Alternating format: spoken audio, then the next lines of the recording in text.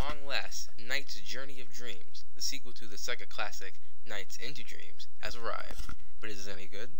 I've never played the original Knights, but from what I've seen, the story is pretty much the same. You play as these two children, this time Will and Helen, and they're each dealing with their own psychological problems that this jester Knights helps them with when they go to sleep. The gameplay also remains the same. Your own, it's like this 2.5D kind of side-scroller where you fly around these dream levels, and they look pretty nice, and they do a good job of taking the ones that look the worst and doing those ones first, so as you go along, the levels look better and better. But the difference is, whereas the first Knights was more like arcadey, just get the highest scores you can, this Knights is more adventure-y, and it broken up into all these different missions, almost like Sonic and the Secret Rings. And the problem, like with that game, is that some of these missions just aren't very fun. The two children have their own unique set of levels, and within those levels, they'll be broken up into 5 different missions. Like, they'll always be, the first one will always be score attack, and then the last one will always be a boss. But in between those, they'll have different kinds of missions, like get like the highest links as you can, or like these weird little sub ones where you're rescuing these little dream creatures. And like, it's just like Sonic. You just want to play the first one. That's the funnest one, and these other ones are just like filler. They're just trying to make the game longer. And even with those, the game is decently long because you want to replay those first ones, but those other ones, they're just not very good. In Knight's Journey of Dreams, you'll sometimes take different forms, like a roller coaster, as you can see here, and you'll also get these persona masks that allow you to take different forms while you're doing your regular flying. You'll get a dragon mask, a rocket ship mask, and a dolphin mask. And while these masks are kind of cool and change up the gameplay a little bit, they're pretty pointless, except in the last boss battle. And speaking of boss battles, the boss battles in Knights are incredible. You'll be doing everything from fighting crazy old cat ladies to fighting this chameleon magician and Cerberus, as you can see here, using just new gameplay mechanics or new ways of using old gameplay mechanics you've used in the regular game. And in addition to being just fun to play, they look incredible. Like, it's the best graphics in the game, and it's just some of the best graphics on Wii.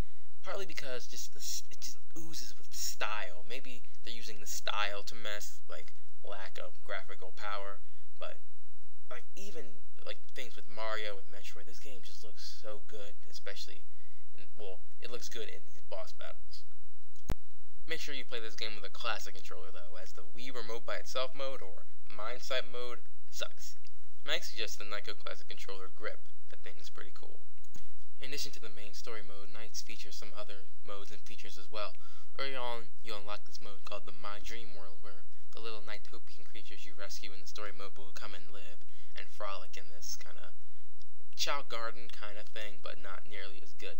Sega likes to say that this is this is the first Wii game to use the weather channel, the weather affects your My Dream World, but they're wrong. Matten did that first. And I mean, while this is a cool idea, and actually the prototype Chow Garden, it's just kind of pointless. Although you can see other people's dream worlds over the Nintendo Wi-Fi connection. It's just not very fun. One of the good secondary modes, however, is multiplayer mode. There's battle mode, which is alright, but race mode, which is very fun and online and has leaderboards that it's very good. So you can play randomly whoever you want. It even says what country you're from, which is kind of funny. I was playing mostly American guys, but I was playing this Italian guy, and it's really fun. Finally, Knights also just has some good presentation and production values, as I'm going to show you the opening clip, and you can see how good the pre-rendered cutscenes are, and also just listen to how good the music is. The music in this game is very, very good.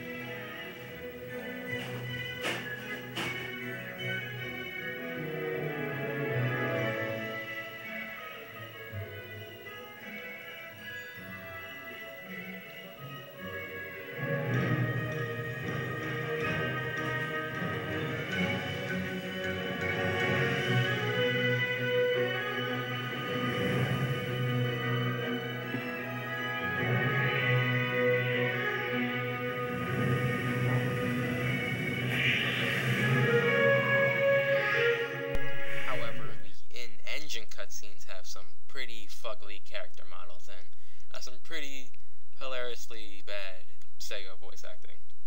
This time to go along with the vaguely European flavor of Knights. Fools, you think to defy a god. It's Wiseman! What's that? Knights also features these dumb missions where you're the kids and you're doing these simple little platforming missions and you never become knights, and it's another filler, and it's another thing that's not fun. Although there's a few clever ideas, like when you're in the Crystal Castle, there'll be these platforms that appear once you get near them, kind of like in Galaxy, in the Space Junk Galaxy. Once you walk near a platform, will start to form, but it's only at the very end. And another thing is that all these platforming levels seem to be mostly in the Helen storyline, making that storyline a little less fun to play than Will's. Of course, I might be biased since I'm a guy.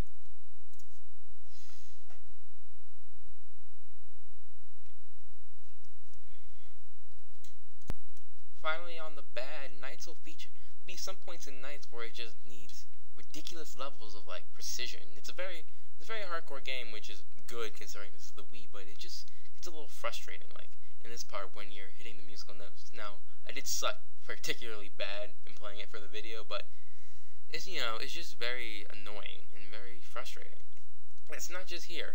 One of the boss fights, like when you're fighting the crazy cat lady, you have to tilt these cats into this little kind of Marble Madness kind of tilt them in a hole thing, but it's just really annoying, and it took me like at least 7 tries to get it.